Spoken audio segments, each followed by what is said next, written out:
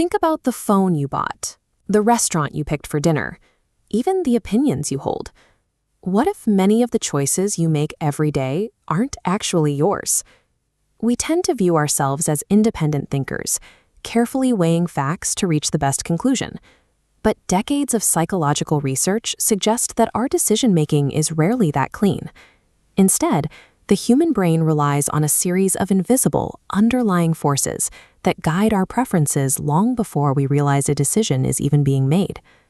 Today, we are going to look at 3 specific psychological tricks that regularly influence our choices without us noticing. Once you see how these mechanisms work, you will start to notice just how frequently the human mind responds to external cues rather than internal logic. Imagine walking into a store, and the first thing you see is a watch priced at $3,000. A few minutes later, you find another watch for $500. Suddenly, $500 feels like a bargain. But the second watch didn't become cheaper. The first price simply changed your perception. This is the anchoring effect. The brain struggles to judge value in a vacuum, using the first piece of information as a reference point. Businesses place expensive products next to cheaper ones, wanting to lower the perceived cost of the second option.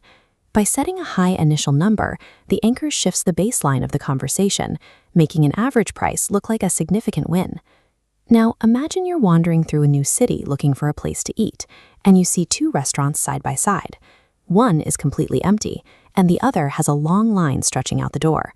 Most people will choose the crowded restaurant, not because they have proof the food is better, but because they assume the crowd knows something they don't.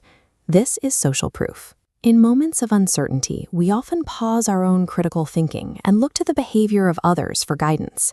This tracing shows how an ancient survival instinct, where following the group meant avoiding danger, has translated into the modern world.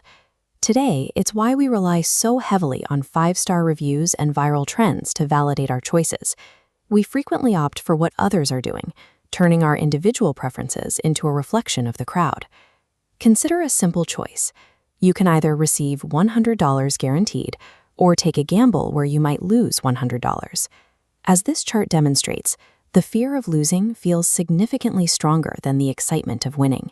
Psychologists call this loss aversion, the principle that losing hurts more than winning feels good. Marketing often taps into this by creating a sense of urgency. Phrases like "only 3 seats left" or "sale ends tonight" aren't always about inventory. They are about triggering a fear of missing out. These tactics shift your focus from whether you actually want the product to the immediate anxiety of losing the opportunity to buy it. In these moments, many purchases are driven less by a genuine need for the item and more by the specific fear of losing a deal we never even had. Anchoring, social proof, and loss aversion. These 3 forces shape our decisions every day, often without us ever realizing they are at work. Awareness of these tricks doesn't make you immune to them, but it does give you the ability to pause. In that pause, you can ask yourself a critical question.